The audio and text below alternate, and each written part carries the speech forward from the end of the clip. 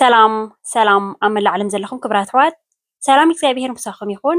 ናይ ሎሚ መዓልቲ ብሓንሳብ ኬና ንሰርሖ እምበኣር ኣብ ምእተዊ ከም ዝረኣኹሞ ፒሳ ክሳብ ሓደ ወርሒ ዝፀንሐልና ንሰብኡትና ንስራሕ ሒዞሞ ዝኸዱ ንደቅና ንሕና እውን ንስራሕ ሒዝናዮ ንኸይድ ካብ ስራሕ ደኺምና መፂና እውን እትው ኢልና ንምገቦ ንኽእል እየ ሒዘልኩም መፅየ ዘለኹ ክትፈትዎ ከዓ ተስፋ እንዳገበርኩ ቅድሚ ናኦም ባለይ ግን እቶም ሓደሽኣ ዘለኹም ላይክ ሳብስክራይብ ከምኡ እንዳገበርኩም ነዚ መዓልታዊ ሒዘ ዝመፅእ ቪድዮታት ተኻፈልቲ ክትኮኑ ብክብሪ ዕድመኩም እቶም ምሳይ ፀናኹም ከዓ ከም ቀደምኩም ምትብባዕኹም ኣይፈለየኒ። እዚ ቪድዮ ብላይክ ጀምሮ ክብራት ኣሕዋተይ ናይ ሎሚ መዓልቲ ክብድ ኢሉ እዩ እቲ ስራሕ ዘሎ ማለት እዩ። ከምዚ ሓንቲ ፒሳ ወይ ክልተ ክኸውን ከሎ ድሓን ቅልል ዝበለ እዩ። በቲ ክሰርሕ በቲ ከዓ ካሜራ ክትገብር ክብድ ኢሉ እዩ እሞ ስለዚ ነዚ ተረዲእኹም ከዓ እዞም ኣሕዋተይ ላይክ ኣይተውሕልሉ ናይ ምግብና ናይ መስተታትና ክሳብ ዝኾነሲ ዘኽፍእ ቪድዮ ኣይኮነኒ ስለዚ ኣይትረስዑ ኢኹም። ሕጂ 15 ግራም ቤኪንግ ፓውደር ተጠቒመ ኣለኹ 15 ግራም ከዓ ለቢቶ ጨውን ማለት እዩ ከከም ዓቐና ሕጂ ንክልተ ኪሎ እየ እዚ ዓቐን ተጠቒመሉ ዘለኹ ለቢተን ቤኪንግ ፓውደር ማለት እዩ ንክልተ ኪሎ ብክልተ ኪሎ ጌርና ከዓ ከም ትሪእዎ ዘለኹም ከፅብቕ መዓት ፒሳ ከዓ ጥዕንኡ ዝሓለወ ብደርሆ ገይሩ ዝተሰርሐ ብንቋቑሖ ገይሩ ዝተሰርሐ እዩ ክኸውን ማለት እዩ። ሕጂ ኣብዚ ክቡራት ኣሕዋተይ ንዓይ እኳ ሓጢኣት ዘረባ እዛ ስራሕ ክብድ ኢላ እንድያ በቲ ካሜራ ክገብር በቲ ከዓ ንክሰርሕ ቁርጥሌስ ትዋጠር ኢኻ ማለት እዩ። ዝኾነ ዓይነት ካሜራ ዝኾነ ዘይትሰርሕ ተኮይንካ ግን ንዓኻ ጥራይ ንክሰርሖ ግን ቀላል እያ እዘን ኣሕዋተይ ከምዚ ግብር ኣቢልክን ትሰርሓ እንተኮይንክን ኣብታ ናይ ግዜ ዕረፍትኽን ብሓንሳብ ተነስቤዛ ምፃእ ኣቢልክን እዚኣ ከዓ ጣዕጣዕ ኣቢልክን ማለት እዩ። ከምዚ ሒዝክንኦ ክትከዳ ንስራሕ ትኽእላ ንሰብኡትክን ንደቅና እውን ንስራሕ ዝሰርሑ ተኮይኖም ሒዝናዮ ክንከይድ ንኽእል ማለት እዩ። ሕጂ ሓርጭ ከዓ እንታይ ተጠቒመ ኣለኹ ድንኩል ሜልየ ተጠቒመ ዘለኹ ማለት እዩ። ልክዕ ከምዚ ናይ ፀለምቲ ትሕዝቶ ዘለዎ ቁሩብ ክብር ኢሉ ግን ንጥዕናና ከዓ ፅቡቅ እዩ ማለት ምክንያቱ ከምዚ ኣብ ደገ ወፂና ንሓንቲ ፒሳ ድዩ ንሓንቲ መግቢ ዝኾነ ዓይነት መግቢ ክንምገቦ ከለና ክኸብር መዓት እዩ።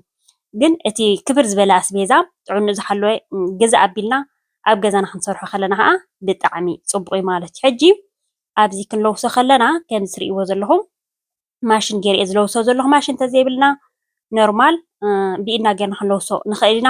ክንለውሶ ከለና ግን እቲ ፒሳ ምንታይ ዝበሃል ክኾነልና ልስልስ ዝበለ ክኾን ኣለዎ እቲ ቢሒቑ ማለት እዩ። ምክንያቱ ተሪር ተኮይኑ ፎኪስ ክመፀልና ኣይክእልን እዩ። ልስልስ ዝበለ ጌርና ተለዊስና ልክዕ ከምዚ ናይ ደገ ንገዝኦ ከምኡ እዩ ዝኾነልና ክሳብ 7 ደቂቕ ዝኸውን ከዓ በዛ ማሽን ገይረ ከም ትሪእዎ ዘለኹም ገይረ ይለውሶ ኣለኹ ማለት እዩ። ሕጂ ኣብዚ መብዛሕትኡ ኣነ ፒሳ ክሰርሕ ከለኹ ከምዚ ሰዓታት ንውሕ ዝበለ እንተኮይኑ ምፅጥ ዝበለ ኮይኑ ምስቲ ናሃቱ ሶስ ጌርና ንሰርሖ ፅቡቅ እዩ ዝመፀልና። ሕጂ ብታሕቲ ንእሽተይ ዘይቲ ገይረላ ኣለኹ ብላዕሊ ከዓ ከምኡ ዘይቲ ልኺነ ብሎት ፕላስቲክ ድሓራይ ምስቦ ከዓ ኣየብለልናን እዩ ማለት እዩ ኣይተሓሓዘልናን እዩ። ምልስላሱ ከም ትሪእዎ ዘለኹም ዕርዩ ተሪር ኣይገበርክዎን ዘለኹ እቲ ቢሑቕ ኣብዚ ሕጂ መብዛሕትኡ ግዜ 2 ሰዓት ፈረቓን 2 ሰዓት የፅንሐ ንሎማዓንቲ ን3 ሰዓት ከፅንሐ ከምዚ ናብ ምፅጥ ዝበለ ክኸድ ከሎ እቲ ናሃቱ ጣዕምስ ፅቡቅ ይመፀልና ማለት እዩ። ኣብዚኣ ሕጂ እንታይ ዝገብር ዘለኹ ስጋ ናይ ደርሆ እየ ዝጥቀም ዘለኹ ናይ ዓሳ ተደሊኹም ክትገብራ ትኽእሉ ኢኹም ዝሓለፈ እውን ናይ ዓሳ ኣርኤኩም ነይሮ ማለት እዩ።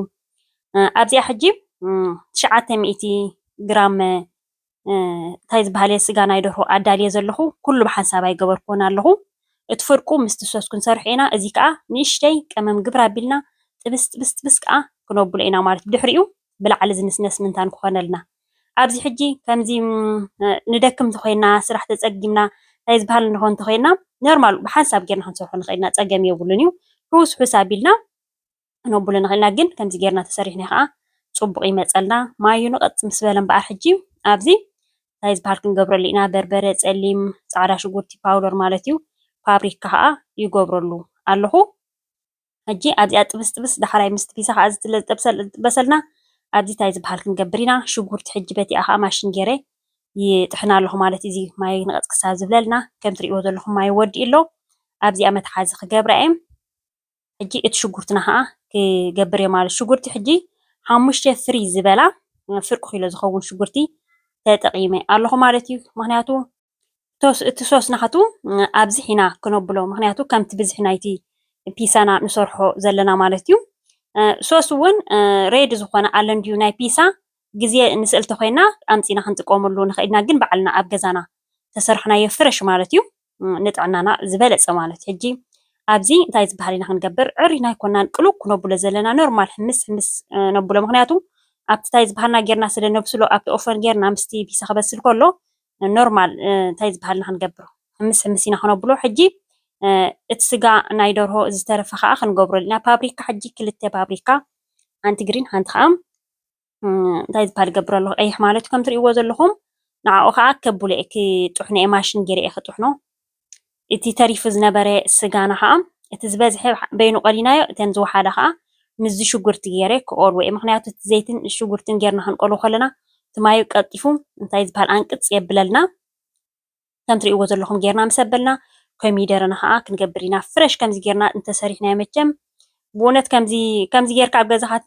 እንዳሰራሕካ ፀኒሕካ ኣብ ደገ ወፂኻ ዳርጋ ኣይተብልን ኢኻ ማለት እዩ እቲ ናይ ገዛኻ ኢኻ ደስ ዝብለካ ብዘይቃልዓለም ማለት እዩ ሕጂ ኮሚደረ ኣብዚኣ ገይረ ኣለኹ ካሜራ ተቆሪፃትኒ ዝወላዕ ኣሕዋ መሲልኒ ፀኒሑ ማለት እዩ ኮሚደረ ብሓፈሻ እትየ ኣለኹ ኮሚደረ ከዓ 5 ኮሚደረ እየ ተጠቂመ ዘለኹ እቲ ፓብሪካ ከዓ እቲ ቀይሕን እቲ ቀጠልያን ከዓ ከም ትሪእዎ ዘለኹም ጥሒንኻ ናብኡ ገይረ ኣለኹ ፓብሪካ እቲ ማዩ ንቕፅ ምስ በለ ማለት እዩ ሕጂ ኣብዚ ንምንታይ እየ ዝሰርሖ ዘለኹ ክቡራት ኣሕዋተይ መጀመርያ እቲ ስራሕ ሓደ ኣብቲ ክሽኔና እቲ ጨና ኩሉ ነገር ምስራሕና ዘይተርፈና ኣስቤዛና ምስ ፀቢና ስርሕርሕ ነብሎ ማለት እዩ ሕጂ ኣብዚ እቲ ዝንስነስ እቲ ፍርይ ዘሎ ናይ ፒሳ ንጥቀመሉ ኣጋጣሚ ወዲኤ ብዝሓለፈ ከምኡ ገይረ ዝሰርሕ ነይሩ ማለት እዩ በርበረ ንእሽተይ እቲ ናቱ ጣዕምሲ ከምዚ ናብ ሽኮር ምንታን ከይከይድ ሓንቲ ማንካ ተጠቂመ ዘለኹ በርበረ ማለት እዩ ፃዕዳ ሽጉርቲ ከዓ 5-6 ዓካር ዝኸውን ፍሬሽ ፃዕዳ ሽጉርቲ ማለት እዩ ሕጂ ክቡራት ኣሕዋተይ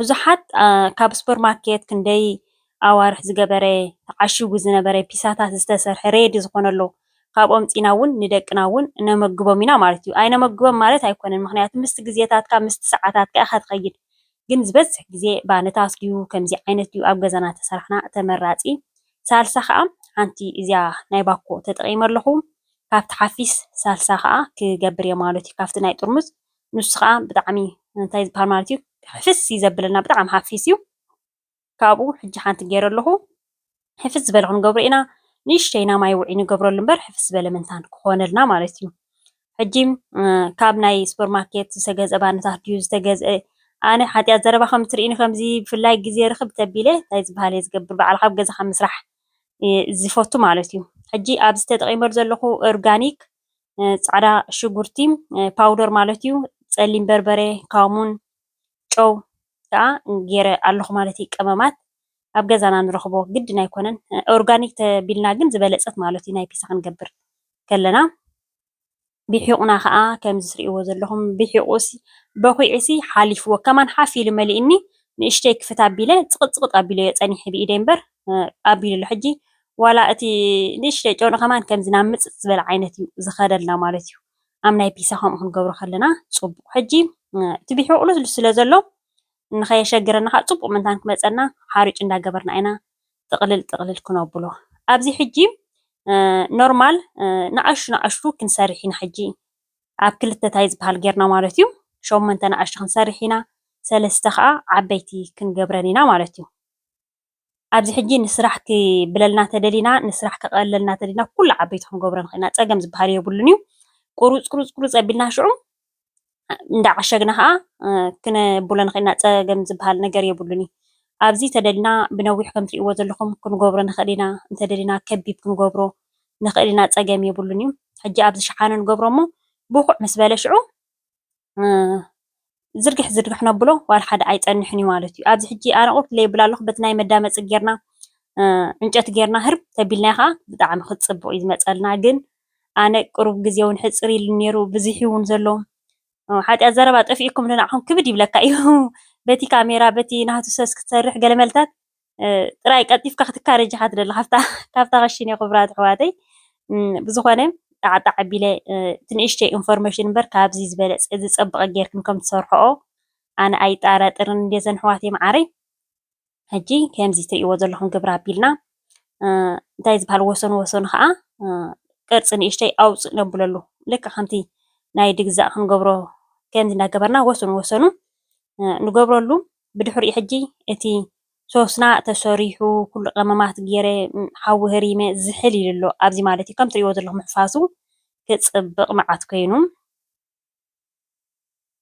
ሕጂ ዝርግሕ ዝርግሕ ክነብሎ ኢና። ከምዚ እቲ ወሰኑ ወሰኑ ዕርዩ እንተዘይለኸናዮ ተመራፂ፣ እቲ ማእኸሉ ዝተለኸዩ እቲ ናይ ወሰኑ ወሰኑ ዘይብሉ ምስ ኮነ ከዓ ክፅብቕ መዓት እዩ ዝኾነልና ንኽትሪኦ ከለኻ እውን ደስ እዩ ዝብለካ። ሕጂ 4 ከም ትሪእዎን ዘለኹም ከነን ኣለዋ። መሊሰ ተኻልአይቲ ከዓ ከምኣ ክገብራ እየ። ኣብዚ ሕጂ መጀመርያ ስጋ ጌርና ሰሪሕናዮ ኣለና እንዲና ብላዕሊ ከዓ እዚ ዝጠበስናዮ ከዓ እቲ ፃዕዳ ከዓ ይገብሮ ኣለኹ ማለት እዩ።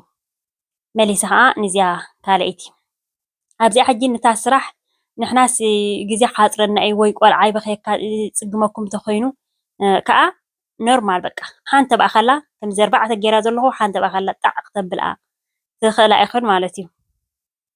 ከምዚ ትሪእዎ ዘለኹም ገይረዮ ኣለኹ።